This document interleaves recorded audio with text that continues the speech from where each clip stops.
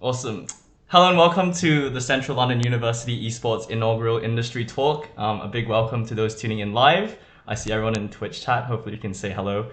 And a warm welcome for those listening through our audio format.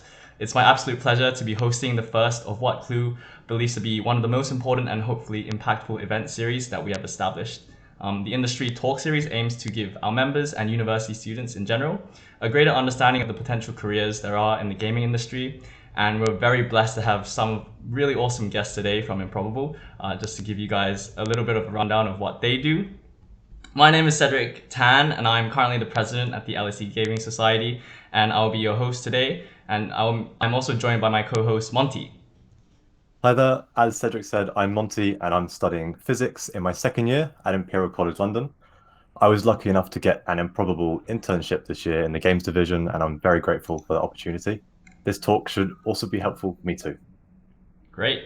It's good that I have Monty on board actually, because I am not the most qualified whatsoever to discuss the more technical parts of what we'll get into with today's guest. So yeah, it's good to have him. I'm like totally social science student. No clue whatsoever about coding whatsoever. But I know there are some other things that we'll get into. I think Improbable does have some other aspects potentially down the line that aren't so technical. But if you guys don't already know, Improbable is a company developing technologies to create bigger and more interactive virtual worlds, especially for multiplayer titles. They were founded in 2012 by Herman Narula and Rob Whitehead, both Cambridge CompSci graduates with a shared love for games. And now they're headquartered in London with many different subunits that we'll shortly get into. We have a packed schedule for our listeners today, whereby we will go over some short speaker introductions before diving a bit deeper into what Improbable does, going over their online services, Spatial OS, the multiplayer guys, their defense unit, as well as their games unit. We have with us today Samuel Green, Tamara Miner, Charlie Crisp, and Jade Wright. Why don't you go ahead and introduce yourselves? Tell us a bit about your background, what you studied, how you got into Improbable, and what you're doing there right now, except for maybe what's covered under NDA. Yeah. Who wants to go first? I'll go first. I guess I'm muted. Yeah, I'm Sam. I'm a game designer since I guess 2011, so yeah, 10 years now. I actually studied social sciences as well. I studied management and I fell into game design. I worked on Facebook games in China, then mobile games. Then I moved to Berlin to do PC console stuff. I don't know if you can get into the game industry that way anymore, but yeah, I'm hopefully here to answer some questions about how to get into it. And yeah, I basically am a systems designer now, so working on progression systems and economies and things like that. I'm Cool. happy to go next. Sorry, Tamara. So my name's Jade and I work in the talent team. So I've been doing recruitment for the last 10 years. I've been doing technical recruitment for the last 5 years and campus recruitment for the last 3. So I will be your point of contact if you do decide to apply, and myself and my colleague Danny. I will be on this call to kind of talk you through the roles that we have available, also the offices that we have, good things like benefits, and our interview process as well. Cool. All right, I guess I can go. I'm Tam, and I'm an engineering manager here at Improbable. I work in the partner engineering team, so we're working a lot with our partners, so our customers. So I work with a lot of different game studios who, because of NDAs, I can't really talk about. They're really exciting.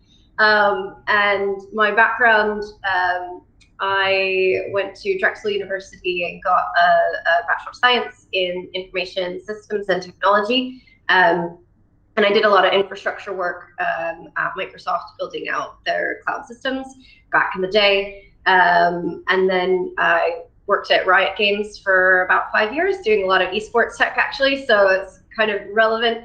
And also I moved into more of the software side of things there, doing like telemetry engineering, which is like observability and making sure that systems don't go down kind of stuff, so site reliability. And then I worked at a startup in London doing some dev tools. A lot of our customers there were game studios as well. And then I've been at Improbable for just about 6.5 months now, so quite new, but happy to be here. Great.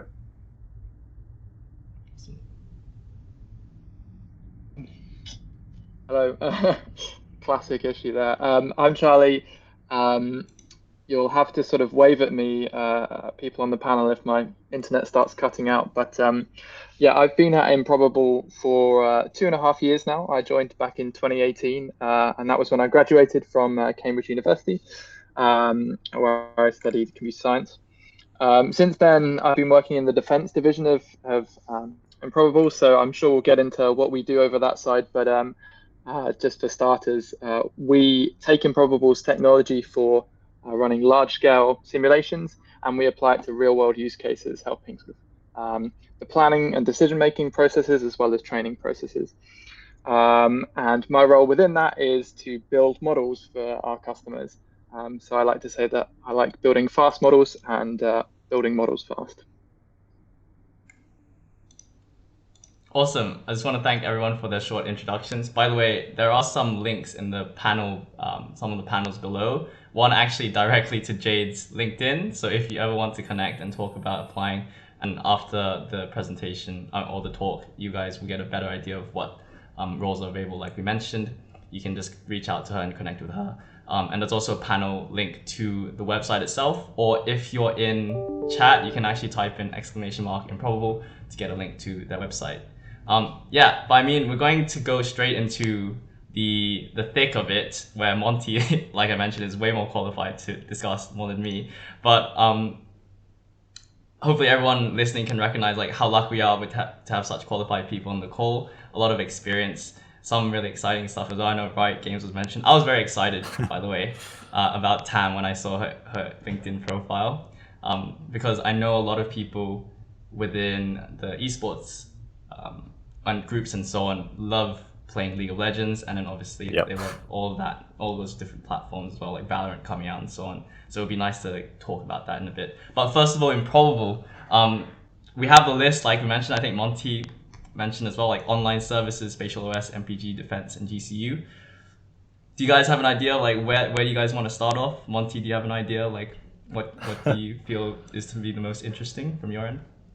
Well, I think a sort of a good place to start might be with the online services. That's sort of where it all sort of started with games and with online services, and that sort of leads into where everything else comes from, where the games and the spatial OS and the defense all sort of come from that idea of online services and spatial OS. So that could be an interesting place to look into, I think. Yeah. Sure. So I could talk a little bit about that, kind of an overview, and if you have more questions about that, we can dig in. So I'm not on the online services team. I should caveat with that. I do work really closely with them. So online services, I should probably start by kind of defining that, because it is a bit ambiguous. Yeah. And the way I like to talk about it is it's kind of the connective tissue type services that allow gamers to connect with other gamers and with the game itself. So, for example, my team was working with the launching Heroes and Generals on the Epic Game Store, for example. And part of that is making sure that players on Epic could also play with players on Steam. And so that's one example. Another is working on matchmaking. So whenever you're in a queue,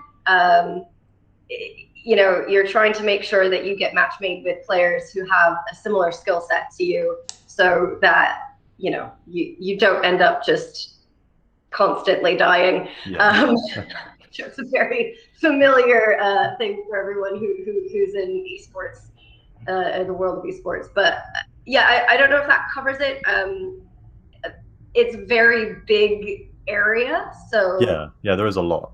I think you brought up a really interesting point about the sort of the skill-based matchmaking, and I was wondering if there's any sort of idea as to maybe how you balance sort of connection-based matchmaking with skill-based matchmaking, because you could just put all the best players together, but if they're in North America and in Europe, that might not work out the best if the servers are in Europe. So I guess you need a big player pool, right? There's so many ways there's so many considerations that go into that.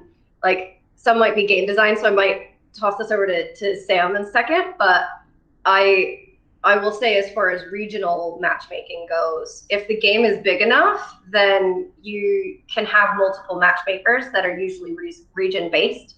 So for League of Legends, for example, like we would have a matchmaker that's in, like they would cover all of Eastern Europe, but then there would be another one that covers parts of Asia, and another one that is in the US. At certain points, if you have too many players, you might need to break that up into multiple matchmakers per region even. That, of course, gets complicated because you want to make sure that you can play with friends.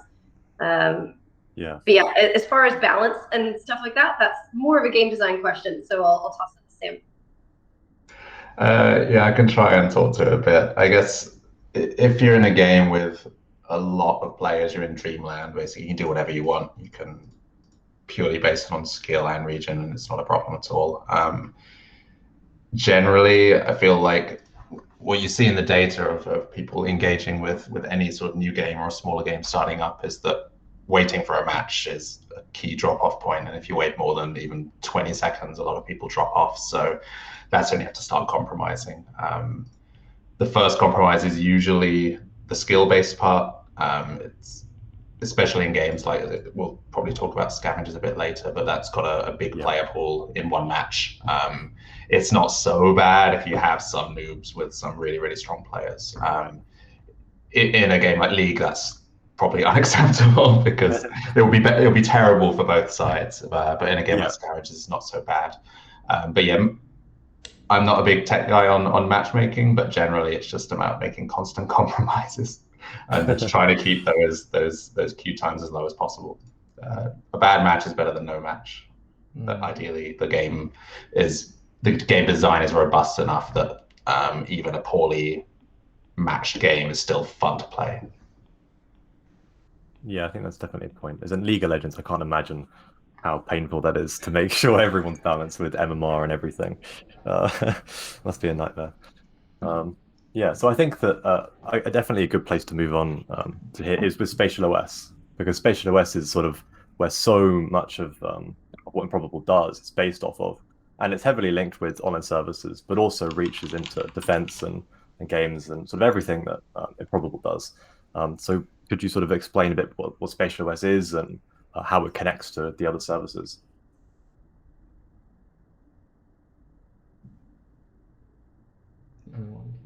I could start, I guess, and yeah.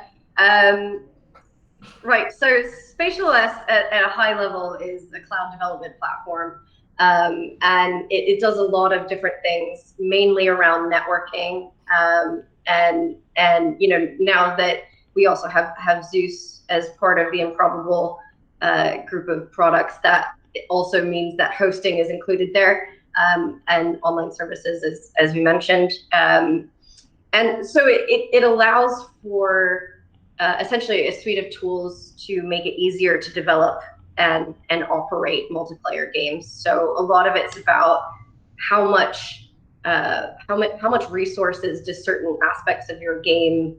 I'm talking about games. Obviously, this could go into simulations of defense too. So loads of things. Loads of things. But you know, how many explosions can one server handle, for example? Like, how do you distribute that between lots of different servers to make sure that you can actually handle the scale that you need at the number of multiplayer, the number of players that you need that are concurrently connected, that sort of stuff. So Spatial OS is essentially to allow game developers to build those things and test those things more efficiently earlier in the game development process, because if you're trying to build this stuff from scratch, it would take ages. So it's all about really enabling game developers to be able to do more faster. I don't know, Charlie, if you want to answer a bit more. Yeah, sure. I mean, I didn't want to answer first here because I have a slightly different opinion of what Spatial OS is to everyone else on this call. In defense, we have a sort of slightly modified version of the Spatial OS runtime, which we use. And for us, there's a lot of things that it's useful for, and it predominantly boils down to questions like model integration. So what can happen a lot in the industry is people will write a model to model something specific or simulate something specific, but then that model will become very siloed, and it sort of gets used, gets pushed to the side, and then it becomes a real effort to then integrate that model with something else. So say you wanted to combine a model of some I don't know, some economics model with some other economics model or a COVID model or something like that, then traditionally it could be really hard to do that. Spatial OS provides us with a common runtime so that those models, they don't need to be written in the same language, but they still have the same base layer of understanding of the world. So aside from all the sort of scaling benefits, that's a really useful benefit of Spatial OS for defense customers too. Yeah, I think that's really good. As in, you definitely touched on the point about how you can use it for so many different aspects. Defense is one of those, but with this modified runtime, you could do it for lots of stuff. And I think Cedric brought up a point to me a few days ago about how it was used with COVID modeling, and that seemed really interesting. How you could apply some of the framework that you have already and just change maybe with a few different aspects to something currently useful, and that's I think that's really awesome. That's capable and possible. I actually have a question from a gamer perspective, I suppose. In terms of Spatial OS, I had a look at from a layman's perspective, and hopefully some people might vibe with me when watching. But the idea, like for connecting different worlds through different servers, I guess from a very competitive point of view, I'm not sure. Like for example, a battle royale where you have potentially, but I guess this might be a very extended battle royale where it's not just 100 players, which I assume you can unload onto one server. But imagine you have like 1,000 players in one battle royale. Do you think like Spatial OS, when you have joining or joint networking, kind of affects the competitive integrity of the game in some sense? So for example, if you're bouncing through different servers, like how do you kind of balance that with the competition? Or is that not like so much of a consideration at the moment? I'm not entirely certain. Maybe this question is not applicable at all, but hopefully you kind of understand where I'm trying to get at. Sort of. By competitiveness, do you mean like how balanced the game experience is itself, or more like competitiveness against other products on the market, that type of thing? Oh, sorry. Yeah. So in terms of competition, I mean, like for example, if like ping might be an issue, I'm not sure if like ping would be an issue from bouncing from different servers. Like in terms of esports level, ping would be a huge difference when you like aiming down sight of your gun, and then compared to another person, he might be on a better server, and when you merge, like he would have a better ping advantage. Does that make the question clearer? Yeah, I guess that makes it something I can't answer at that point because it's more technical. But what I can say, like the one thing that Spatial OS touches with the GCU a lot is there's Scavengers is using this AI offloading system. So basically, we can offload all the cost of running all these AI onto a different server, which means that it doesn't have to be run on local machines or on one server that it gets completely overloaded with. So that allows you to have a lot more AI in the level than you would normally have. But yeah, about so that helps with sort of performance on that note. But yeah, whether pings are different or not, maybe, I don't know, Tam or Charlie could answer. Yeah, I think it's a good question, and it depends. The short answer is it depends. If you're talking about an FPS or something, right? Ping and latency, like latency matters a lot for those things, as you mentioned, but it depends on where the players are based, and there's a lot of decisions that could go into that. Like if I'm talking about Zeus, for example, which is our hosting platform, I assume we might talk about later. But we have a lot of different providers for where servers would actually be hosted around the world. So it kind of depends on how you're matching players based on their skill, based on their region, as well as where your game is hosted, or if you have even like if your platform is hosted separately from the rest of your servers. So there's a lot of different options, and a lot of it also would depend on your game design. So it's hard to answer succinctly. Yeah, I can imagine there's so much to it. Yeah. Yeah, and just to add another layer of complexity to all this, I mean, like, I can't really answer your question very well because our simulations run deterministically. It's one of the sort of features of our version of the runtime, is that all of your workers, all of your servers are sort of kept in lockstep. So there's sort of, this commonly agreed upon concept of what time it is in your simulation. And that's something that is just not a thing in games. Like everyone's at their own time. It's like, Einstein's theory of relativity. But yeah, so hopefully that doesn't overcomplicate this even more.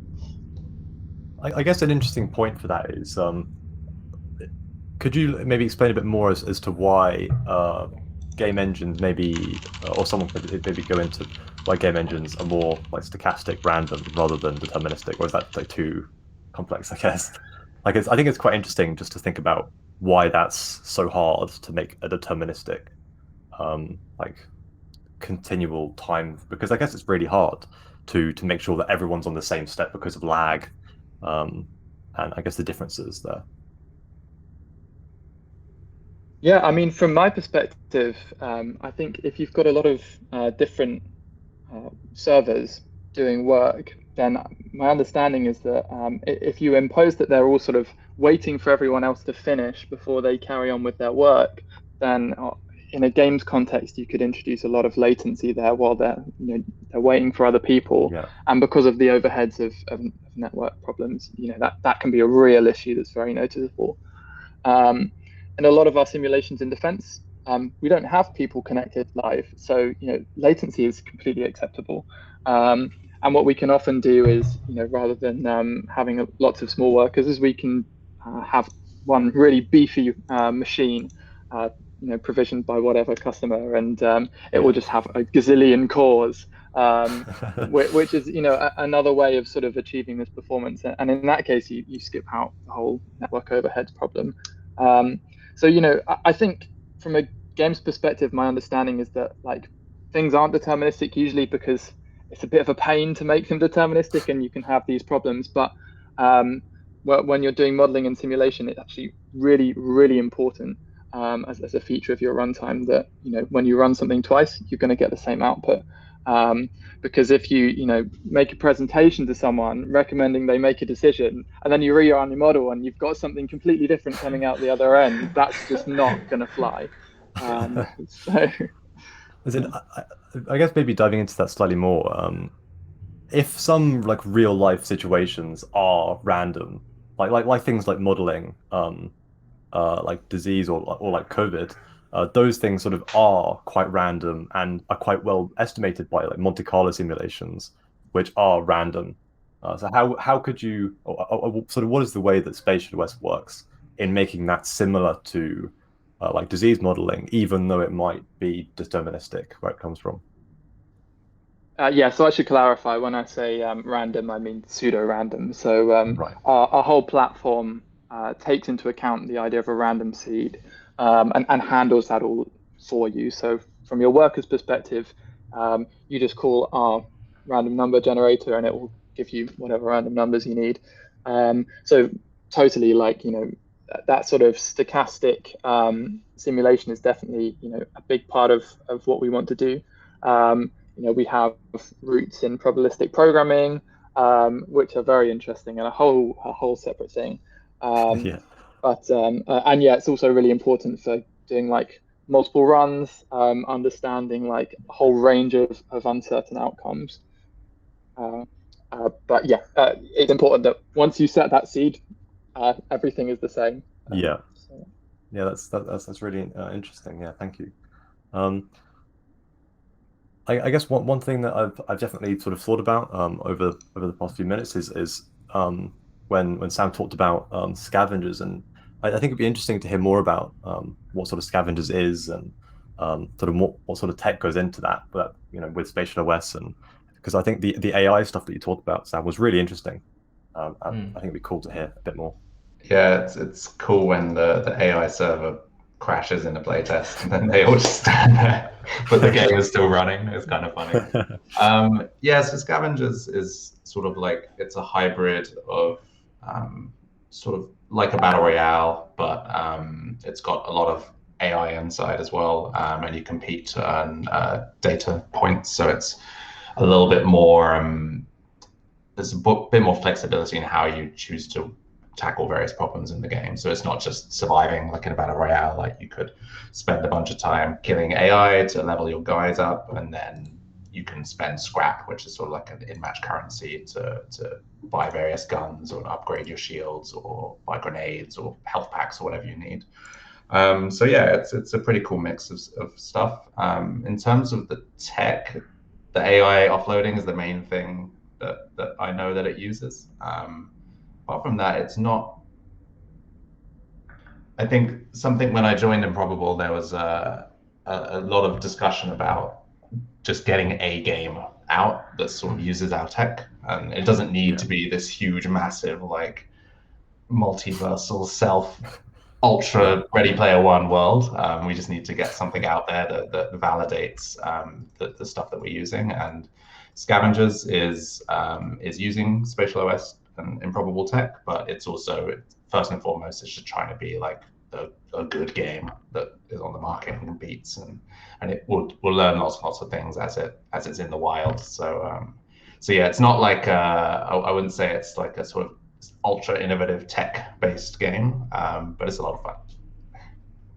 That sounds good. Yeah. If I could just add on to that a little bit, like the online services piece is also interesting there because we're able to use some of that stuff like building out chat and matchmaking and stuff like that to see how can we actually make these things work for other games as well, and what does it integrate with. Does it make sense to actually use a third-party service instead of building our own for certain aspects of it? And those are all decisions that go into it, which is it's fun. Yeah, I think that's really interesting. There's so many interesting points about sort of.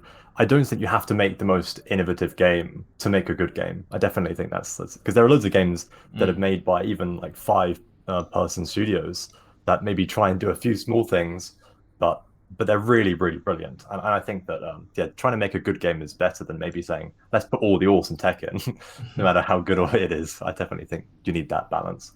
Cedric, is there any sort of path we could go down now that could be interesting?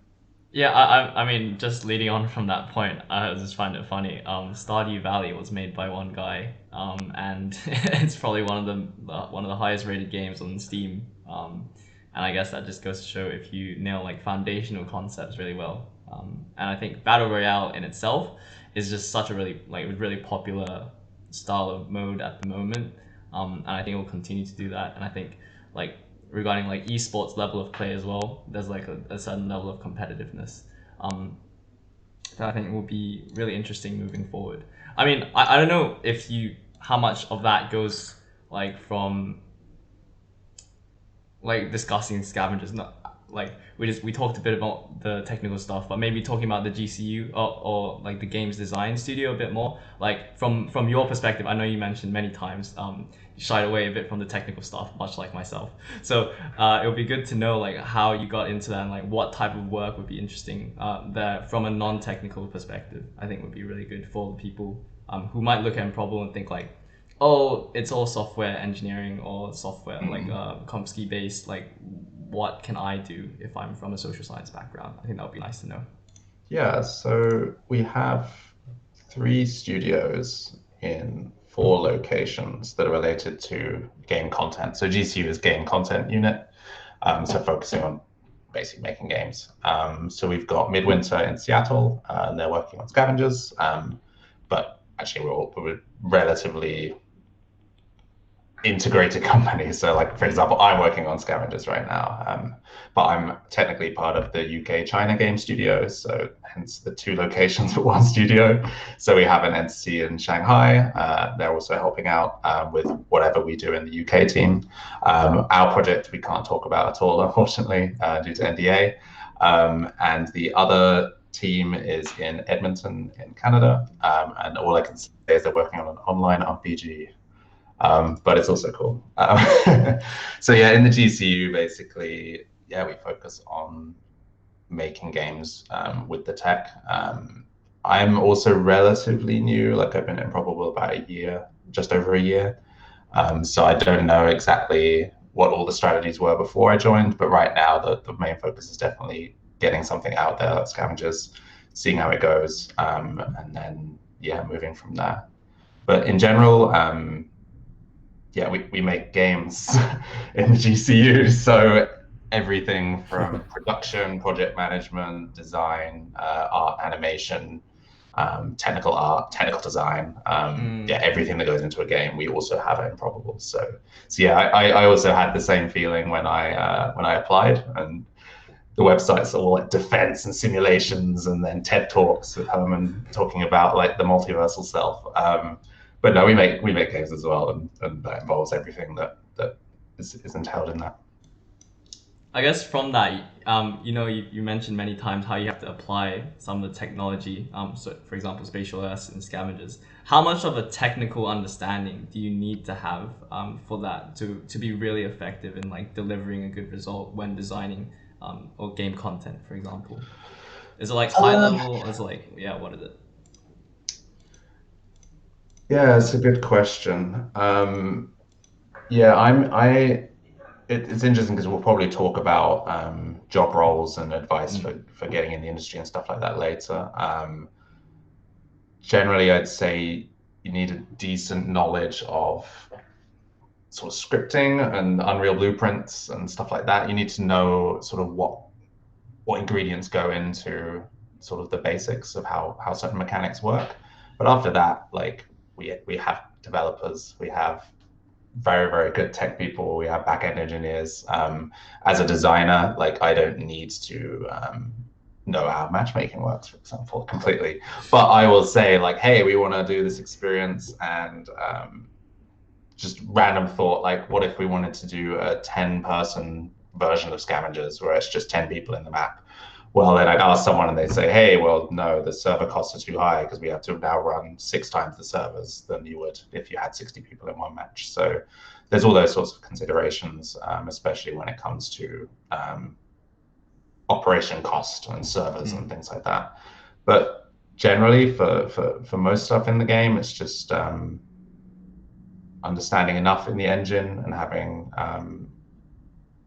a wealth of experience and references to draw from.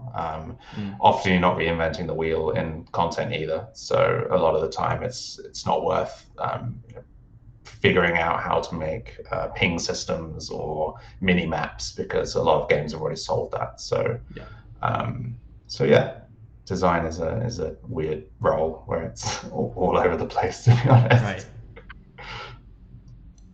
No, that's fair enough. Yeah, I think definitely when reading, actually there was a book called Blood, Sweat and Pixels. I'm not sure if you guys heard of that. It's a good one where they talked a lot about game design. And again, the Stardew Valley example where he had to understand and code everything and learn everything from scratch, even just literally drawing pixels, shows like how design kind of spans a lot of different faculties. Not sure if that's the right word, but yeah, combining into one. So it seems as if you get to experience quite a bit, like a wide range of things, which I guess could be good, but it's generally, I'd say everyone's a designer. Like, I mean, like I'd say like maybe marketing, everyone has an opinion about design. So you'll do a play test and there'll be tons and tons of feedback about the design decisions. But everyone is a designer. Like as someone is implementing a system, they're making decisions that, if I came up to a developer and just gave them a huge Bible of how every single thing should work, including how all the variables are named and how every initial value should be tweaked, they'd hit me with that massive document probably. So everyone is a designer. Everyone needs to think like a designer, and generally thinking like a designer is just, you are trying to deliver an experience to players. How do you best get that experience across? And I think with Stardew Valley, for example, like, because it's one person and they know what experience they're going for. Yeah, I'm sure there's a lot of sort of subconscious design decisions going into every single thing, like building every pixel and for every character, as well as, you know, the loading screens and the audio, like just everything has design in, because ultimately it's a customer focused project you're doing. Yeah, great. I really like that quote, actually. Everyone's a designer. I think everyone has space for that level of creativity, especially within this type of work. I guess we can move on a bit more, because I feel like we've been leaving Charlie out a bit.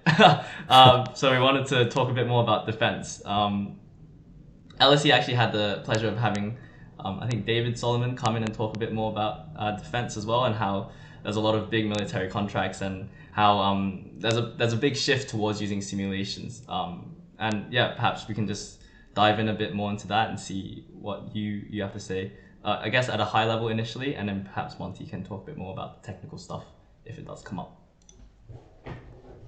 Sure. Yeah. I mean, so first of all, I'll be treading very carefully here, because there's a lot that I'm not allowed to speak about. So you'll have to forgive me if I ever tell you I'm not allowed to answer your question. But yeah, I mean, we really believe in the power of simulation, and using that to support both decision making, but also in the defense-based training as well, live training. On the training side of things, that's something that's very, very expensive to do, you know, in person, and something that we think simulation can really help drive costs down, and increase readiness. And then also, you know, there's the sort of, you know, non-training simulation side of things, where you know, doing simulation right is really hard. Like, I think COVID was a really, really interesting example of, you know, how prepared or really unprepared we are to be able to properly use science in our decision making. You know, like it really took us on the back foot, and there's, you know, so much data and opinions flying around, and certainly towards the beginning, people didn't know how to deal with that. And you get, you know, these things like people's data being dropped because people are using a massive Excel spreadsheet to store their data, and you think, like, God, how did that ever happen? And we really believe in sort of you know, developing a platform that can really support people, allowing them to you know, iterate on models quickly, present the outcomes of those models to people, and also, you know, go through rigorous sort of validation, and you know, being able to explain how their models are working. You know, like, if you Google for different COVID models, you're going to come across a billion of them. But it's really important for decision makers to know exactly are being made in the models and what data is being used when they're making a decision, so that they can do that in a really informed way. So that's a sort of a high-level introduction to, you know, what we do, and one where I've tried to steer away from actual defense use cases, but hopefully that's enough as a starting point for discussion. Yeah, for sure. I'm actually just curious. I think I remember in a presentation that this Solomon gave, there was like a move towards, or his emphasis was like on VR and AR.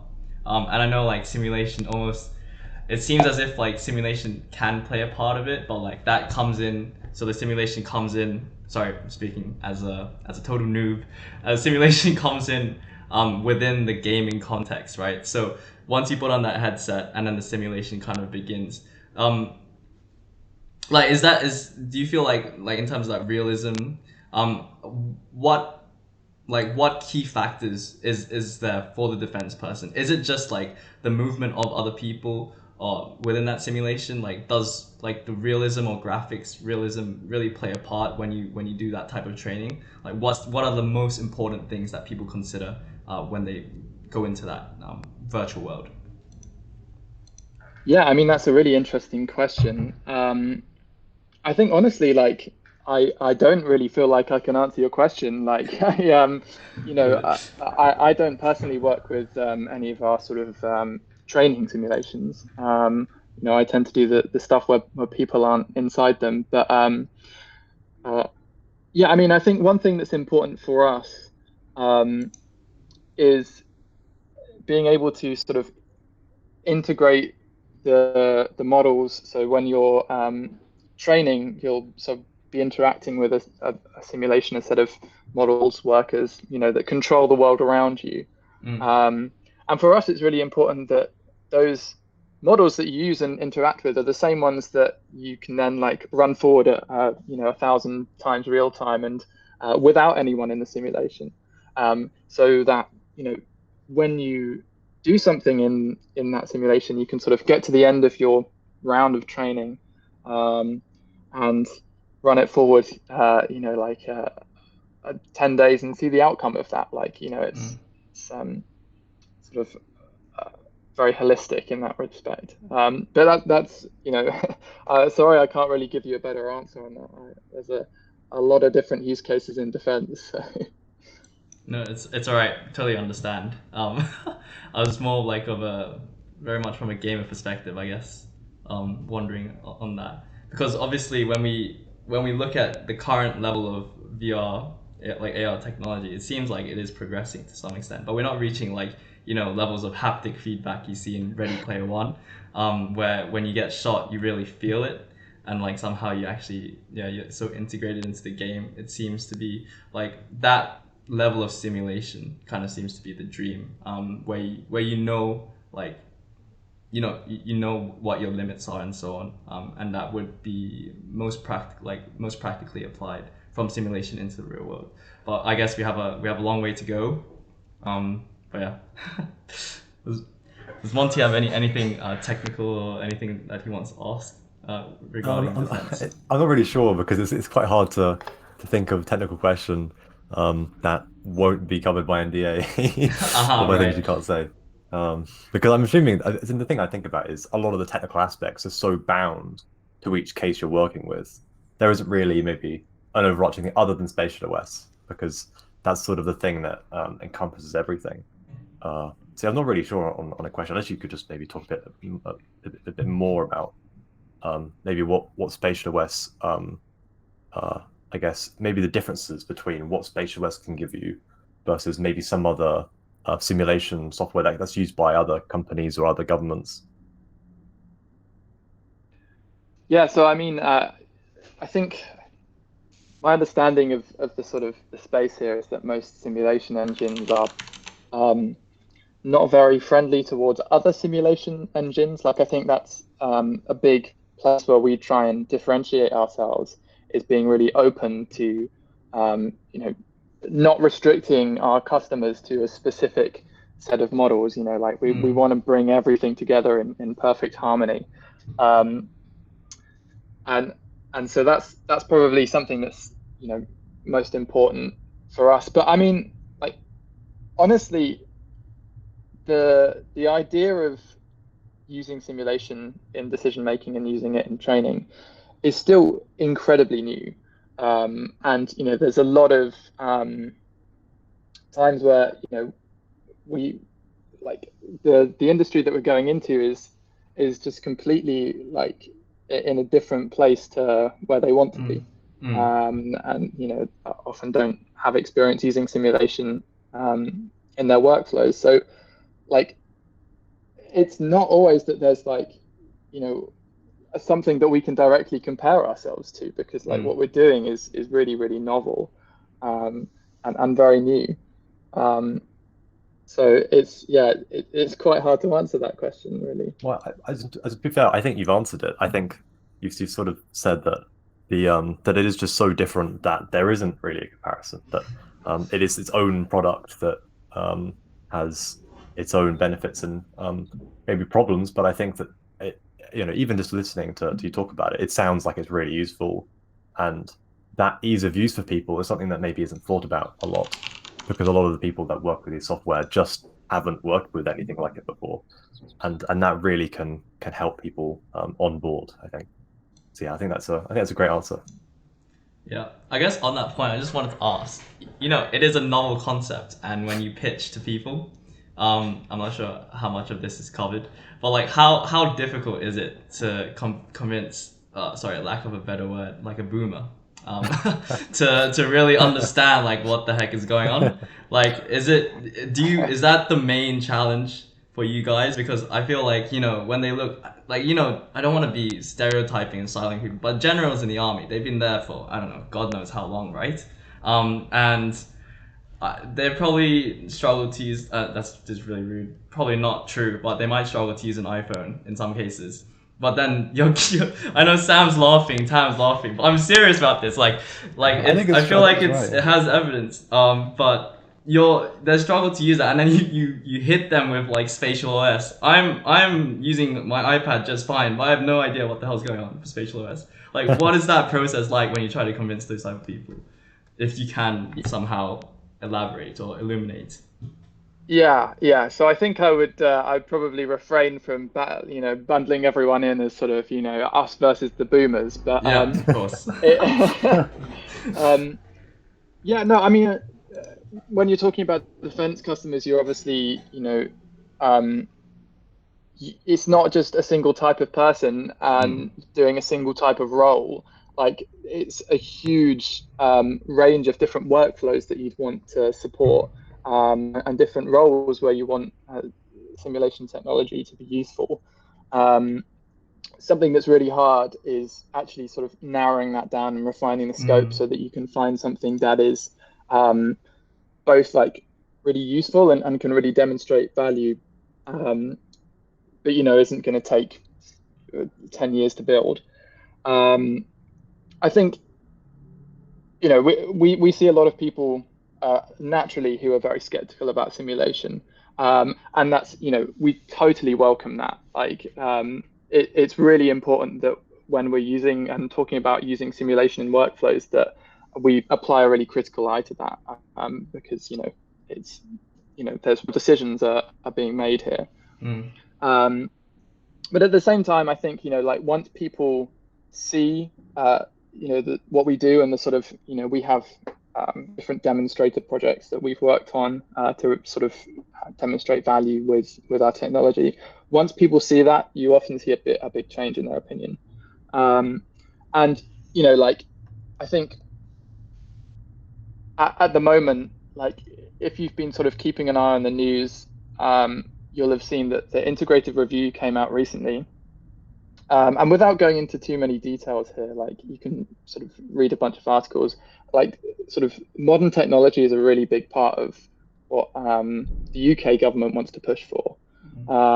And so, I think that's just an example of where, there's a real sort of movement and a sort of a change of attitude in the world, where simulation is actually being put on the table seriously for the first time, and for a whole variety of reasons, I'm sure. Brilliant. Yeah, I think definitely, I mean, even from like discussing esports with my parents is a hard topic, and I think, but there are definitely people who are more receptive, like you said, and showing them evidence is what's really key. It's just trying to get your foot into the door initially to be able to show that evidence, which I feel like is a hard thing to do in many cases, but hopefully, like you said, with that integrated review, kind of breaks down. Just wary of time though. Not sure how much, like, in terms of multiplayer guys, I'm not sure how I was gonna. It's just a random like chucked on top thing right now. But if there is any few comments on that, maybe just a little brief overview and just to understand what they are. I do realize they were acquired by Improbable. Is that correct? In 2019 or something like that, and they do help support many big studios in terms of multiplayer titles, like 2K as an example. If we could just have a brief overview before we dive into Jade's part essentially of what we'd like to do, and then draw on your experiences if anyone would like to cover the MPG side. I can cover that. It's basically the TLDR there is building multiplayer games is really hard. and the MPG group is really there to help studios do that, because they have, you know, decades of experience, and they're built out of a lot of different different types of game developers. So like they have artists, they have designers, they have engineers, and so they will work directly with different studios for, you know, long periods of time. A lot of times, sometimes it's shorter projects, but yeah, like you mentioned, 2K. So yeah, I guess it essentially helps Improbable by just expanding our ability to support studios in different ways. So I don't know if that answers your question. Yeah, for sure. I think just so it's like a support type of service essentially. Is that so? For example, if a studio wanted to develop a multiplayer game, and they have the concept, would they go out and say to the MPG, like, we have this concept, and then they would help kind of design the sort of infrastructure or like the foundation to build it upon? Or I mean, it depends what the studio is asking for, but basically, yeah. Essentially, okay. Usually it's more even on like gameplay side rather than infrastructure. I think if they need infrastructure help, usually they would come to us for integrating with Zeus, which is our hosting platform, which we actually acquired that company last year as well. And it provides essentially, we have bare metal hosting, but you can spike into the cloud. So let's say there's a big play test or an event or something like that that's coming up. It allows you to automatically scale without having to worry. So if a studio is coming in for that type of help, they probably come to my team. Right. Yeah. Awesome. I mean, we can talk a bit more about Zeus. I don't think we covered it, and it wasn't an initial talking point, but it's a brand new acquisition, as you mentioned. So, like, could you give us a brief overview apart from just what you've just mentioned? Yeah. Yeah, I mean, it's essentially that. It helps studios scale a lot easier with a managed solution for their game servers, which can be a very complicated piece of developing games. A lot of times studios forget about scalability because it's a great problem to have, but not necessarily one that you bank on before launching. So because we offer this managed hosting solution and have that built-in ability to scale or spike up and then scale down if needed, it basically means that our studios or external studios can actually focus on making the game itself and you know, making the game fun. Yeah. Cool. Yeah, I think that just, if you guys, I will make sure in all the descriptions whenever we have the, you know, exported version of this, you'll get all the info below, and all the correct links and everything. But yeah, I think we have quite a few questions related to the next topic, so I guess we'll just walk through, and I think Jade can take over quite a bit, and we'll draw on other people's experiences as well, in terms of working at Improbable. I think it would be nice just to get like maybe overview of the offices, how you integrate with them perhaps first, and then we can talk about like the roles available, and then why London specifically, and why we should be coming towards your teams like in this area. Perfect. So I think we've already mentioned we have offices in London, which is our core office, Edmonton in Canada, Seattle, and in China as well, in Shanghai. So I think the most important office for you guys would be the London office, because that's where we drive and run the campus recruitment program. It's where we have the infrastructure and the people to support you. So when you come on board, you are given a fully fleshed out project, a tech lead, and a mentor as well. So we have all those people here. I think it's important to note that we are fully remote at the moment, all things considered, and have been so since March last year. So I think a lot of people have been working from home for a year this week, I believe. I think it's probably easier for us to do than most other companies because we are a tech firm, because we are agile. I think a lot of people just had to pick up their laptops and their plants and leave. But we do have full support from Improbable and the office team to make sure that we are as comfortable as possible. So if you were to start as an intern or a graduate and we're still working from home, you'll get full computer setup. You can get a desk, you can get a chair. You just have to put in a ticket and we'll provide whatever we can to make you comfortable. But that being said, there is a vaccine out there now. Numbers are coming down. The hope is that we will return to the office one day just to see other people's faces. Yeah, fingers crossed.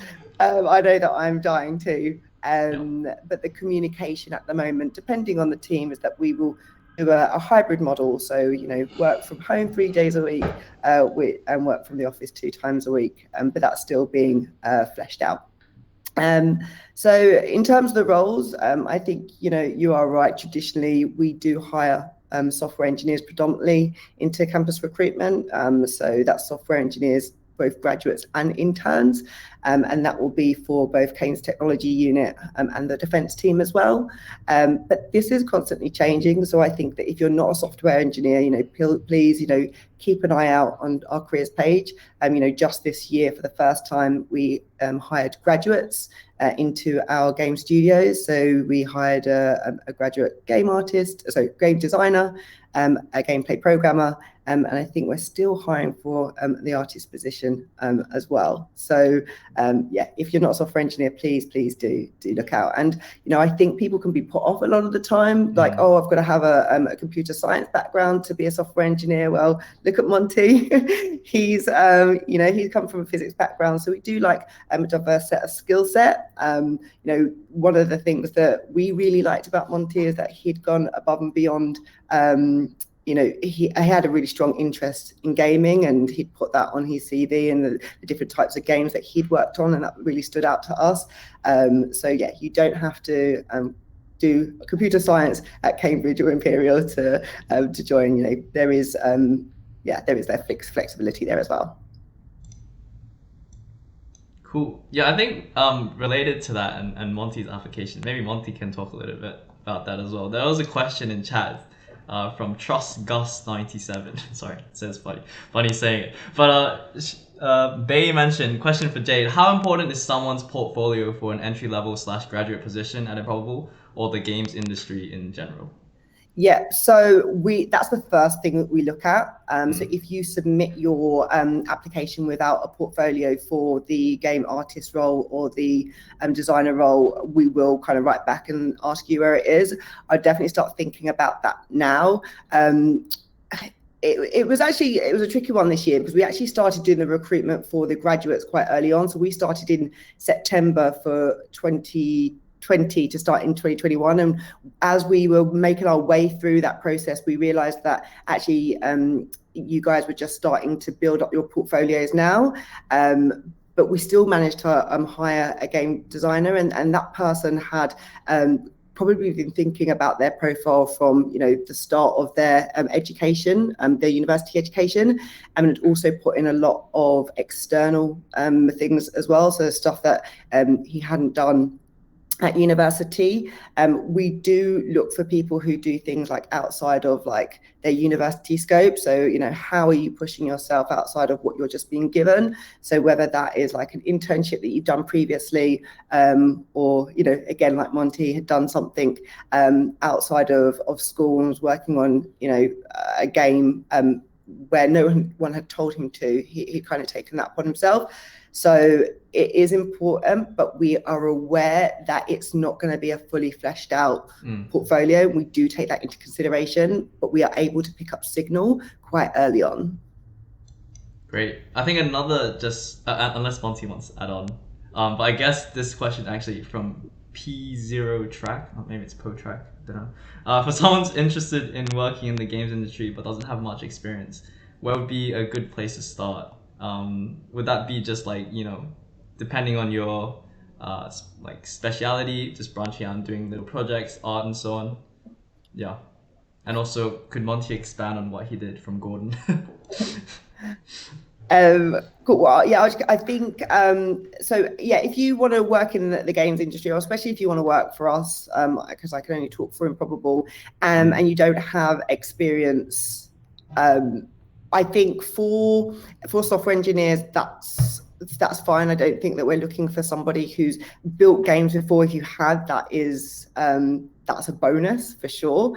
But for the games studios, we really are looking for that passion for gaming, and the only way that can come through is whether you've worked on like external things outside of university, because it just sets you apart from somebody like, oh, I want to work for a games company and I really love League of Legends. It's so much better to say, oh, I really want to work for a games company, and in my spare time I've been building these really small games. I'm not really good yet, but I really want to get better.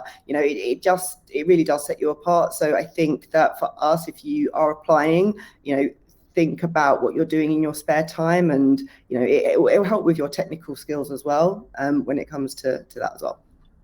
If I could, sorry. Go ahead. No, you go. I love it, by the way. We have interest. This is good. Sorry, continue. I was just gonna say, like getting into the games industry is hard. I think it is maybe a bit easier when you're looking to get an internship, because you have that in through groups like this, which is really positive. And completely agree with what Jade said. I was just going to share really quickly some of the things I did like that in order to get into the industry, because I started out in cloud computing, had nothing to do with games, and it was really hard to move into the games industry. Even though I was at Microsoft at the time, which has its own internal studios, it was really difficult. So what I ended up doing was I built a network up. A lot of my friends were already in the games industry, so I talked to them. I asked if some of them would be willing to mentor me. I read a ton of books, like I didn't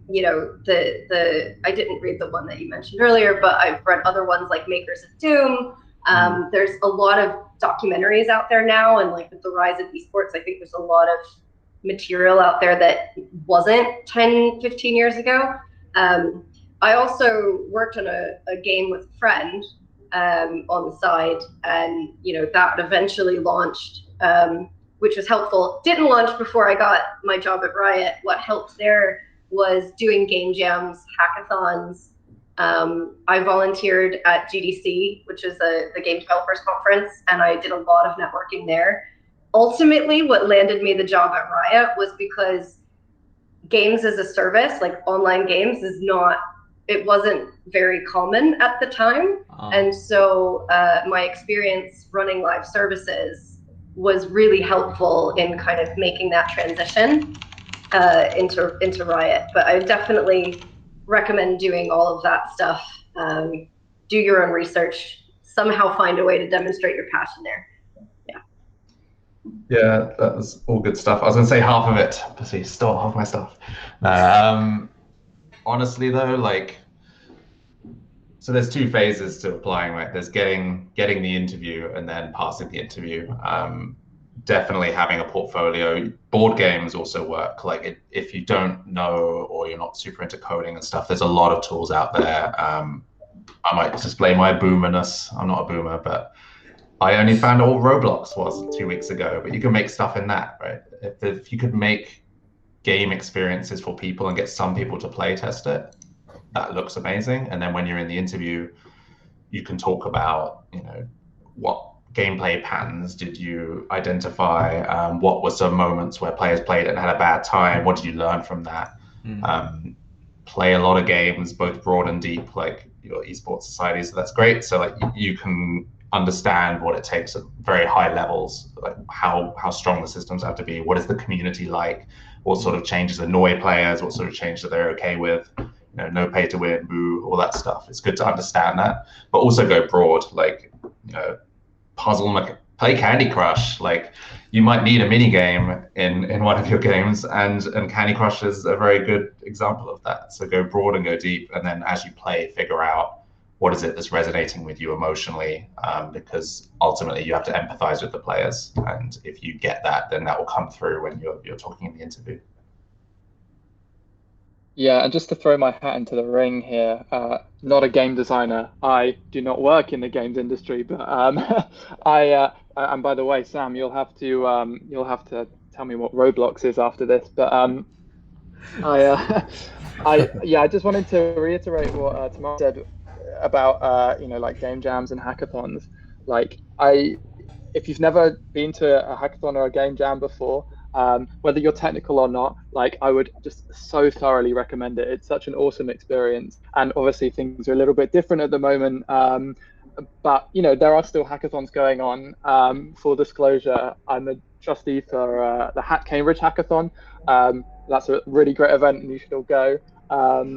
But no, that they're like I've always struggled myself, like finding the time to put aside to actually work on personal projects, and also like being able to have the momentum and to like learn new things. And when you're working in a team at a hackathon, like things just go so fast, and you do stuff really sloppily, but you actually get something usually at the end that you can show, and it's such a rewarding feeling. So I'd thoroughly recommend that if anyone is on the fence about those sort of events. Oh yeah, just on that as well, like it teaches a level of pragmatism about when you have to cut half the features because you're not going to get it in before the end. Like that's half of the job. That's so So it's very good to get that experience and learn when you have to make those god. Right. So yeah, does Monty want to explain just a little bit on what he did for everyone? Sure. I think one of the things, I don't know exactly what sort of helped, but I've done a few hackathons. I think the one that I really enjoyed the most was the JP Morgan Code for Good hackathon, and I definitely have the same experience as like Sam was saying, where we made a really awesome map, but we had to cut loads of features just because they weren't working exactly the way we wanted to do. So, but we were able to sort of do really well, and it was a really fun experience. I think the thing that probably pushes sort of my application forward is I spend a bit of my time now working in sort of reverse engineering game engines and figuring out sort of how they work, the complexities, how they sort of make really efficient code, and that's something that I really find interesting, and I think that definitely helped my application. I've also made a few small games using Unreal Engine as well, mostly VR based, for things like remaking some of the stuff from Half-Life Alyx. I wanted to see if I could actually just see if I could remake some of the features of things like the grabbing animation and those sort of things. I really think that's something I really wanted to do, and I think helped with my application. Cool. Yeah, I think I guess just to wrap up this working bit within London, Jade mentioned that there was some goodies or benefits that she might wanted to talk about, and then we'll get into Q&A afterwards. If you can entice us as to what those are for those interested, that would be quite interesting. Yeah, of course. So I think our benefits are highly competitive, and I think they're great personally. We've got a lot, but I'm going to give you the highlights of the ones that I think are important to you guys. So we have full Bupa private healthcare and dental cover. When we were in the office, we did have catered breakfast, lunch and snacks and drinks every day, which, yeah, as you can see, everyone loved. Obviously we're not in the office at the moment, but that doesn't mean that the benefit stops there. We've got a newly launched what we call a Ben's card. So it's a physical credit card, so to speak, that you can use online and in the shops, and you get £150 a month. You can spend that on food, which is what I spend most of mine on, which is Uber Eats. But you can spend it on anything that's going to make your working life at home comfortable. So I bought a new plant from Patch Plants, but you can also, if you feel that you're spending more on your internet, then you can pay your electricity bill, things, phone bill and things like that as well. I think the one that people get really excited about is our unlimited holiday. No, there's not a catch to that. You guys are adults, so we believe that you should be treated as some. Your workload. So we wanted to put you in a position where you never, if say for example, you had a wedding to go to, or a party to go to, or a holiday to go to, you could say yes to those things, and you didn't have to say like no because you've run out of holiday time. But obviously, being mature about it, no taking 3 months off and then coming in for a month. But it really is as it says on the tin, it is unlimited holiday. So that's one people love. When we were in the office, there were like socials, annual company-wide events. Especially if you're coming in as an intern, we'll get the opportunity to get you all together, so that you feel that you're really part of a community, and part of Improbable as well. And one of the things that I have really appreciated whilst being working from home is things like wellness activities that they've given us. So you can join meditation sessions or yoga sessions. These things are online. I think Improbable has taken our mental health really seriously, and there's lots of talks that you can attend. These are really our trying times, and I think Improbable really looking after us because of that. So yeah. Oh, and also another good thing is that you're allowed dogs in the office as well, which I've heard there's quite a few cute ones dotted around. So yeah, that's, I believe, is a good benefit. Yeah, totally agree. Actually, yesterday was Puppy Day, which was trending on Twitter. If you didn't know, there was a lot of cute puppy photos. So a lot of companies posting their dogs, and that's nice to hear. Someone mentioned in chat, sounds like a really awesome company. Sounds really good. So it's really nice to see that type of reception. I guess we can move on to final Q&A just before we wrap up, as I'm conscious of time. There was one really good question at the start, I think by Sophie, who said, I'm assuming a lot of you guys are gamers yourselves. Maybe not, I'm not sure. Do you find that your own personal gaming experience helps inform your work? Basically unexpected things that you may realize you have to consider from a player's perspective. If any of you want to take that question, or multiple people. Yeah, I could say so. Yeah, it ruins games for you sometimes, because you can't play them without just getting annoyed at little things. Yeah, like I know everyone loves Dark Souls and stuff, but I really hate how hard it is to find really important things, and I just feel that I'm disrespected as a player and I get annoyed. So, but no, I'd recommend definitely keep some genres to yourself and try to just enjoy them for the sake of enjoying them. But yeah, go broad. I recommend everyone should play, a shooter, a MOBA, a 4X strategy game, play a mobile game, play a free-to-play game, play a game with lots of progression, because pretty much I feel like every game is slowly merging into this mega game that has all of those elements, and all of that stuff will teach you cool stuff you'll need for the future. Yeah, I agree, and I would add on that even things like D&D definitely help. Like I'm in a D&D group right now, which hopefully they don't see this, but sometimes the gameplay is so slow. It's just like, I don't work in game design, but if I did, that would help inform it. The other aspect I think is understanding the underlying infrastructure of games, and like we were talking about ping earlier, and how that can really impact things like player experience and performance. And when you have a bad internet connection, it makes all the difference. And so understanding that, and what impact that would have on a P2P game versus like I don't know, like something like League where it's not.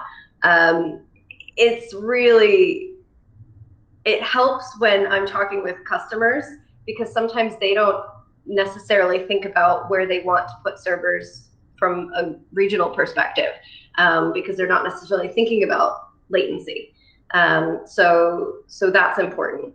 And yeah, I guess everything else that Sam said. Nice. I think one actually specifically for you, Tam, sorry. Any particular book or documentary recommendations? I think was the question. Yeah. I think related to the game industry, or yeah, what I think potentially your experience at Riot as well. I think that's why I think leading up to that from a previous discussion. So I have several, probably. Like one that's interesting if you're interested, like regardless of whether you're a designer, even if you're technical, I would definitely recommend reading something that's a game design book. I read one called Game Frame, which I don't know from a design perspective if it's actually really good, but it was helpful to think about things like, when I'm playing a game, is this game on rails? Like, how does progression work and that sort of thing. So it gives you a little bit of the language of game design, which even if you're getting a CS degree, I think that could be really helpful because there is kind of a different language that we speak in the industry, and it can be helpful. So there's another one called Masters of Doom, which is a bit dated now, but it's really interesting and goes through, how id went through their various iterations of games before making Doom, and it kind of covers the pain of making games, but also it's kind of the older process. There's also some around the history of like the industry, which could be interesting. I don't have my list in front of me, so those are the ones off the top of my head. In general, I also would highly recommend reading the book, The Culture Map, which is not about games, but it is a really good exercise in empathy and understanding the relative differences between cultures, because living in London, you probably already have experienced a lot of this, but you will end up working with a lot of people from a lot of different places and a lot of different backgrounds, and it really helps to understand that people are coming from a different background than you. Like I wish I read this book like 10 years ago because it's great. So yeah. Great. Actually, just based on that culture, I think one last question from the chat. Actually, sorry, just for Jade, just to clarify, is Improbable still accepting graduate roles? I think that's a yes. This depends on the different divisions. Am I correct in saying that? Yeah, so we started doing the graduate recruitment in September, so we are starting to kind of slowly but surely close off the positions now, but I think that we still may have a couple of roles, software engineering graduates and the graduate artist role still open as well. So we're still accepting applications of that. Once they are closed, we will reopen them again for our 2022. I can't believe I'm thinking that forward, but our 2022 intake in September this year. So definitely look at our career page around them because they'll all be reopened again. Brilliant. Yeah, that's, if you're watching the Twitch stream, it's on the panel below. If you click on Improbable, it'll go straight to the website. But yes, the last question before we wrap up. Just in terms of culture, for those who have worked in multiple companies, anything particularly different or unexpected that you found? Like, for example, I think again here, difference between working for Riot versus Improbable, or any sort of different company. Like, what makes it so great to be at the company? I guess I should take that since it seems to be more direct in terms of me. Everyone at Improbable is so nice, and it's like, not that they're not elsewhere, but like I feel like it's like, I don't know how to phrase this, but it's just everyone's really helpful and collaborative, whereas I think sometimes like the game industry can be very competitive within the studio. Which isn't, like, sometimes, there can be healthy competition, but sometimes there's not. But I think Improbable really tries to make sure that we're keeping it like healthy, collaborative type of workplace. And even as far as like, a lot of companies tend to be just, they'll say some nice words about things. And I'm not talking about any specific company, but just in general, they might say some nice words about like, oh, diversity, blah, blah, blah, and like post some pictures online on International Women's Day with women in them. Like, hey, cool. But Improbable seems to actually care about that. And when I say seems to, I mean like they're actually making a lot of efforts to do positive things that are actionable. And, you know, we have a diversity, inclusion, and belonging group, which I'm a part of the learning and development side of it. And we're rolling out, like we just rolled out some training for managers that includes things like how to create a safe space and like making sure that people feel comfortable talking about difficult situations, which I think those are things that are very, very important that I've, you know, while I've been a manager at other companies, I've not seen that level of care put into it. So. Yeah, awesome. Yeah, awesome. That's really good to hear. Does Sam have something to add? Yeah. I think at least from the UK studio, I mean, first thing, a good thing to say is there's like a no crunch policy. So I think none of the studios are allowed, even if they wanted to. The greater organization, I think, doesn't want that.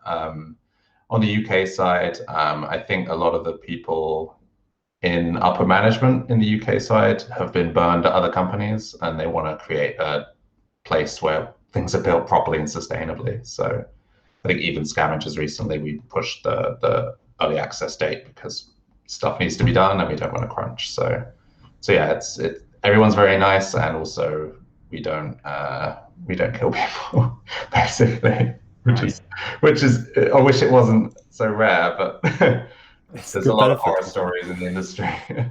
Yeah, just to explain what crunch is in case people don't know, like crunch is when, you know, you're rushing to a deadline and end up being mandated to work 60 plus hours a week, which is, you know, usually ends up in people sleeping under their desks and being incredibly burnt out very quickly. It also generally leads to a ton of turnover after a game is shipped, which also is unhealthy for the studio. So I think, yeah, what Sam said. Awesome. I mean, I think, yeah, there doesn't seem to be any more questions specifically, and also we're coming to a close for the talk. Does Monty have anything else to say? Otherwise, we can just. Nope, seems great. Yeah, just wrap up. I just wanted to reiterate my thanks. Thank you guys so much for coming through. Speaking about your experiences. It's been really insightful, and I'm sure chat, and obviously for the people listening through the audio format, will find all of this information really great, especially those looking to pursue a career within the gaming industry. I think a lot of what you've mentioned also applies generally to some extent. So it's like whether it be improbable or not, I think everyone would be able to learn something from this. So yeah, thanks so much for coming through. You guys have done a really great job. A lot of thanks in the chat as well. So yeah, appreciate it. And remember guys, you can connect with Jade in the panel below, and there will be whatever information required in the description for, I don't know if it's going to be a podcast. It might just be, you know, released on Spotify at some point. We get 1 million hits and monetize it. You guys can get a cut of the royalties. But thank you guys so much for coming through, and I appreciate it. Yeah, that's it from me. And if any other comments, or I think we can just end here. Thanks a lot for having us. Yeah. Yeah, thank you. Thank you. Thank you so much, guys. I'll thank you. transition out. All right. Great.